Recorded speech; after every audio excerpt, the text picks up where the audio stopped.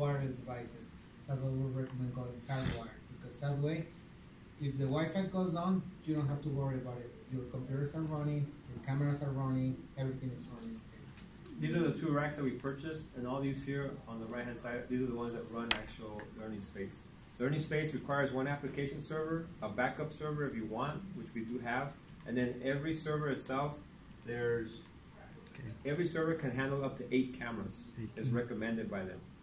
It's 8 cameras per server. So us having 12 rooms, 24, so we had 3 servers. But since we had an additional cameras to the rooms on the outside, we got an additional server.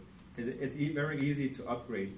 The more cameras you need, you can just continue to add servers to help handle the cameras themselves, to help process the cameras. And then down here in the bottom, we have a storage array. That's where it holds all the videos that you have to have and all the data if the students are entering. We have, how many terabytes? Like 15? We have to search around 14 terabytes. Yeah, 14 terabytes of storage space that we can use to hold the videos themselves. Oh, 14. The cameras here, one's positioned on the right when you walk into the room. We have a camera set up here, and this is the other axis camera. These are pan, tilt, zoom type of cameras. Along with this here, it's used for a microphone. It's a little high-end microphone that they use that connects to a connector. Each one of these requires a network port. So you have a network port inside for the laptop. That's one for each camera. That's 3, and then one for the microphone. So you need 4 network drops inside the room, and then the one for the outside. So per room, you're going to need 5 network drops, like 5 data cables. Because these are specific IP-driven cameras and the machine itself. And these are the wallaroos too, so you have to make sure you have a data port and a power for each laptop. Very important. Okay. This is a document that CAE Healthcare, that's who actually makes the software now. It used to be called WebSP, by Lioness used to own it, but this company bought them. And these are the stuff that they actually, I can send you this, or I give you a copy of Dr. Ho, so you can send it to you. This is the actual document that CAE sends in regards to what you need as far as hardware is concerned. And then Eric already kind of covered the software portion of it. On that note, they offer 3 different options. One of them is that they provide you with the service ready, or some already a rack that they build themselves, and they send it to you. Personally, I prefer to have my own servers and my own devices, because that way I can change them or fix them. They offer one that they send you a rack with like 5 servers and a storage array. I wouldn't go there unless you don't have enough IT people or people that knows about servers, because the cost increase a lot, as Hector mentioned about the cameras. They also offer to sell you the camera, but the price goes twice or triple, and it's a camera that you can buy somewhere else. So that's my recommendation. It's not as difficult to handle those servers. You need someone with your experience. That I'm sure you guys in your university should have already someone that knows how to handle servers. And this software is almost plug and play. You get the server, you connect it. If there's a brand new server, they give you a USB, you connect it and leave it on, and they will remotely set up everything. You don't need to be ready to troubleshoot network issues or power issues. That's all. Because we do have a really good service contract where if we start having trouble with these servers, they can remote into our servers and actually fix it themselves. Most of the time we put in, if we have issues, we send in the request and they work on it overnight. By the next morning, it's already fixed. For the most part, in the 10 years that I've been here, we've only lost 1 server as far as the servers that we had, because we had some Dell servers before. Since then, we've upgraded to 5 new ones, but in the past, we had only lost 1. That was just a hardware issue that it was Dell related. It had nothing to do with Learning Space themselves. But we were able to, they sent us a new parts and we replaced them, and we were up and running in no time. It is good software, very dependable.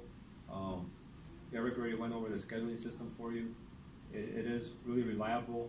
We really enjoy it. We really like having it. As far as the hardware, the software in them is it was Apache based, because they are Linux based software, so you don't have to worry about viruses or anything. But now they're using Nginx.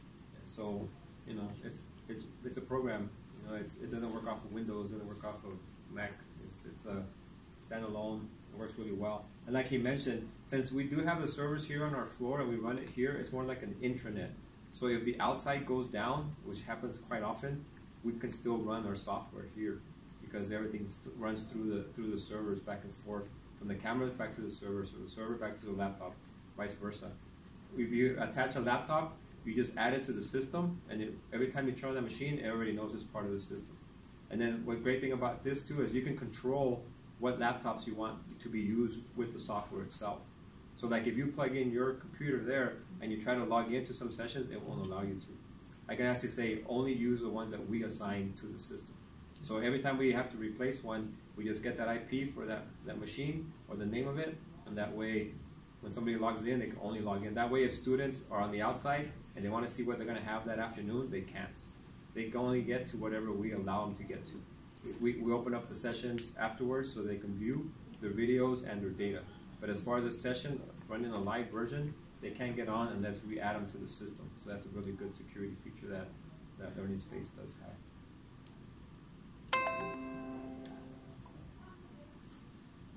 That's about it. I mean, it's pretty. I mean, it's a robust software. Like I said, they supply servers now already come fully equipped. Because the last one that we purchased it directly from them. All we did is set it up on the rack. They remoted in, configured it, and that was it. Their service is really great. We haven't had any issues with them. We've had several calls placed into them, just things happen here and there. I mean, it is technology, it is software and hardware. Things do happen, but for the most part, it's been really, really reliable. Really recommended. Do you guys have any questions? We can show you the room right now where we have our servers set up, so you get an idea as to the room that we placed them in. Wasn't necessarily a server room per se. We just selected a room to place our equipment. We had an issue sometimes because of the building, and it would get really hot in there. And the reason why we decided to put it in that room, because in talking to our information technology department, they wanted us to put them in their closets. I know because every floor has a closet for IT, but we don't have access to that closet. And they didn't want to give us access to that closet. So if we had to get to the servers, we had to contact them in order for them to open up the door for us to get in there. So to avoid that, we went ahead and placed them in our center so that we can actually have access to it if we had to, anything that we need to get to it. Cool. Do you have any questions? So, do you use the microphone that built in camera, or you use a separate? Yeah, the microphone is separate. It's an audio kit that is also sold by ATACS. And that audio kit has you can connect a high definition mic. You can even connect speakers. We haven't done so because we use the speaker from the computer. But we're thinking on adding also a set of speakers to each room, and you can use that same audio kit. So you buy the audio kit and you buy the mics. We recommend the high definition ones from Ars Technica. No, Technical. I'll give you the name. It's the brand that we do use. We try different ones. We like those because with those you can get even this kind of sound. If someone does this, you will hear it. They're very sensitive, very, very good microphones. Because sometimes you want to make sure that there's no extra information being changed by the SP or whatever reason. Or maybe the student has a very low voice and you need to be able to hear him.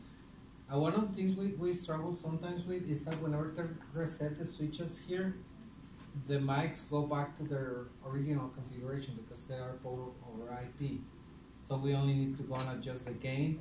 But that's a simple thing that happens once every 3 or 4 months. And then with the cameras, you can actually set positions. You can have what we use a center. We call it center, CNTR. So that if they do move, we click on center, all cameras, and they just reposition themselves. And you don't see them moving back and forth. They snap to wherever you want to go, which is really nice for the for the side case, that we have them centered on, we focus them on the chairs because the side case they don't use the exam bed. When we have nurses that they have to focus on the table. They're really easy to manipulate within the software itself because you have full control of the cameras when you're running a learning space. But I can give him control, I can give you control, or not give you control. So like our faculty, we give them live view, but we don't give them control of the cameras because they have a tendency of moving the cameras, and all of a sudden you would get a recording that they're recording the floor or the ceiling. That way they can't move them. They're already set to a specific place that we want them to, so that's what gets recorded. But we ourselves can zoom in or out, pan left or right or anything. We have full control. And you yourself, through Learning Space software, can give anybody control of whatever it is you need control of, whether cameras, live video, the events themselves. Let's say you're from dental school and you're from emergency medicine and you're from nursing, you won't be able to see his events. Even though you're the admin for your group, you won't be able to see his events. Or we can make, for example, we have access to everything, but we can have an admin that will only have access to move the cameras around. So you have a lot of modularity, you can say, so that you can, the permissions, you can play with them and have them custom it depending on what you want to do. That's another thing. He has a lot of privacy. Our students, they can access their own videos throughout their career. But we make the event so if there's an OSCE, you can't see your OSCE video. That's something you won't be able to see. But if your faculty wants to regrade your OSCE, your faculty has access to. So it gives you different options. There's some events for nursing that they don't want the students to be able to see. So you just configure the event and you don't have to worry about it. And that's what's great with this software too, like Donovan mentioned, we went out and bought our own access cameras through different companies. We went out and see where they were the cheapest, we bought them, we were able to add them to the system. Same with the microphones, same with the kits. Other companies that run this type of software, you have to buy their cameras, you have to buy their microphones. That's the one great thing about this company, that they allowed us, they give you a list, these are the ones that are compatible, buy whatever you want, whichever ones you want. And we did, we went out and bought those, and we set them up on our system. Like I said, they're very easy to set up. You plug them in, the system detects it, and you just add it. And you assign a room to it, you assign the name to it, and that's it. I mean, it's really simple. Another thing is that you don't need a license on your computer to access the system. There are some companies that in order to use the software, you need a license per computer. We don't have that. We have the possibility to restrict access based on IPs, but that's just for security measures. I mean, I can access the system on my phone. I can be at home and I can access the system because we have a public IP. But you don't need anything extra in your computer. You can access the system using Chrome actually. No plugins, nothing, just Chrome, and that's everything you need. With some other software solutions, we find out that you need to buy a special driver, or you need Java, or you need some other stuff that then gets you into trouble whenever you want to use that computer. Another thing a Learning Space has is we can send messages to the rooms. These are already all pre-recorded, so we create these, and we can actually add it to the system if we want them timed. Like at 5 minutes, it's going to give them a warning. I mean, after 10 minutes, it's going to give them this 5-minute warning. After the 5 minutes, you're going to get the student exit. So these are all pre-programmed, and that way you don't have to continue to be on the microphone or anything, and they're pre-recorded, which is my voice actually, because I recorded all of them. And then you add it to the whatever session you want to run. These stations here, like I was telling you, these are all the ones that we use. This one here, see how it's highlighted? Because that's this station here. Because on here, when I open up the software, I say add this station, and I assigned it classroom 3103. That way we can use the software in this room. And these are all the ones that we have. These are all the exam rooms. These are all the rooms that we have on the outside. And then plus all these are the ones that we use for all the ones on the sim rooms and the other areas. And this is how you control whether the computer is used as a hallway station, an in-room station, or both stations. These are all the rooms that we use. So you assign a room to it, and for every room, what you do, you assign an actual camera. These are the cameras that are assigned to this specific room, and these are the laptops that are used for this specific room as well.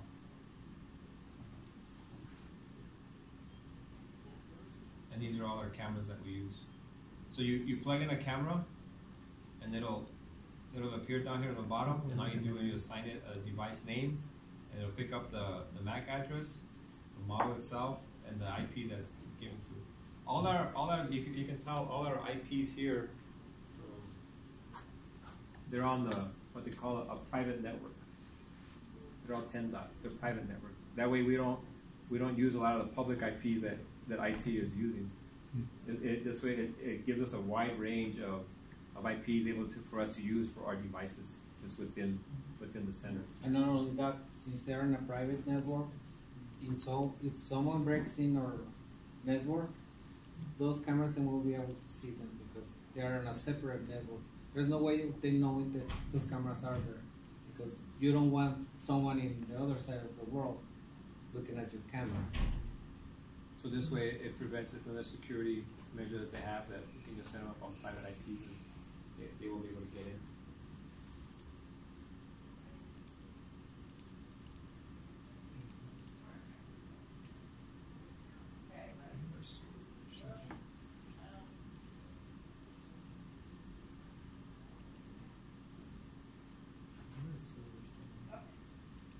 On client, go to the right. Client tester.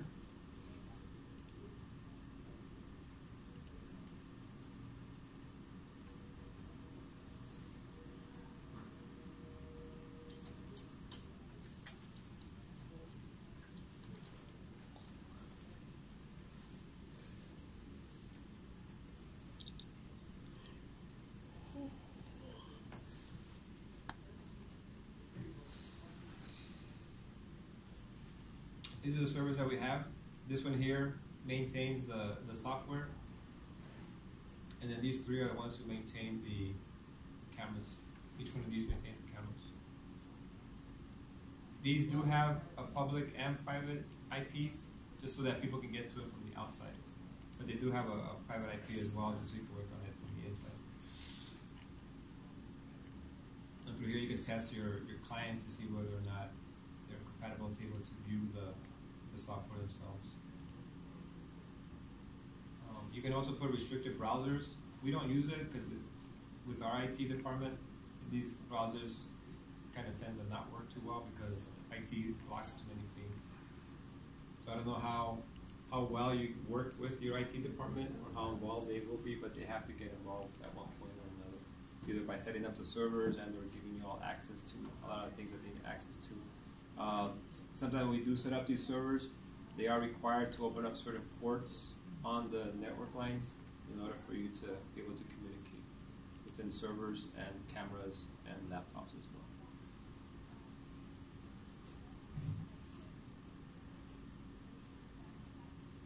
Have any questions?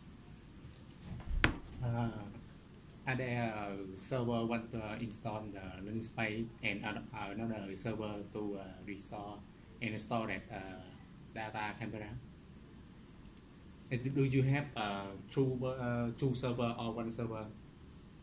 One server to install Linux Space and another one to install another one to store that data camera. We do have a backup. We have two. We have the main, and then we have a backup of this one. And they're constantly talking to each other. So if this one goes down, this one automatically takes over. Always one server online and two backup online. It's one server and then one's backup. And then we have the four servers that handle the cameras. Now, if one of those camera servers goes down, the other three pick up the ones that this one wasn't able to do, which happened. It just happened to us a couple weeks ago. One of the hard drives went out on one of the servers, which, as a matter of fact, is coming in today. It automatically just switches over. The system works really, really good.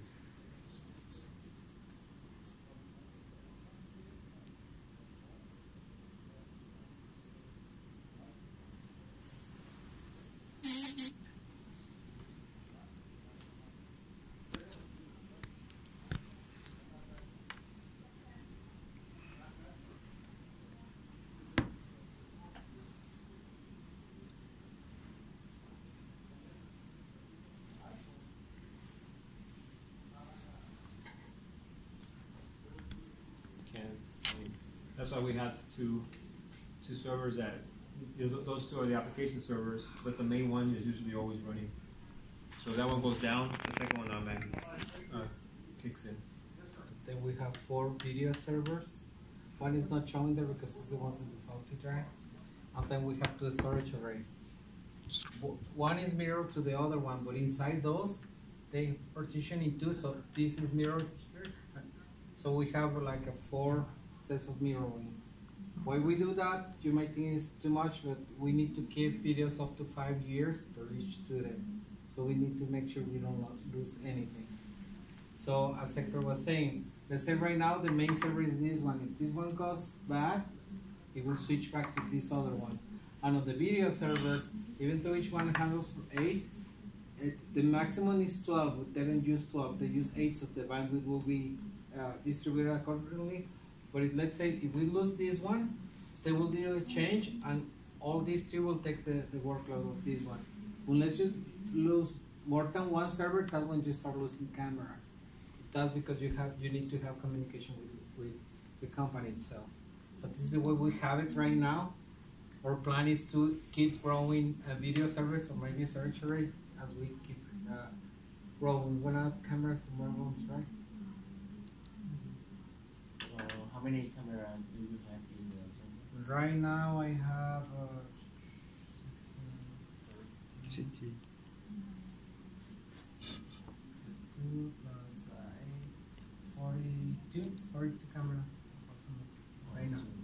And 16, 20 audio gigs. 20.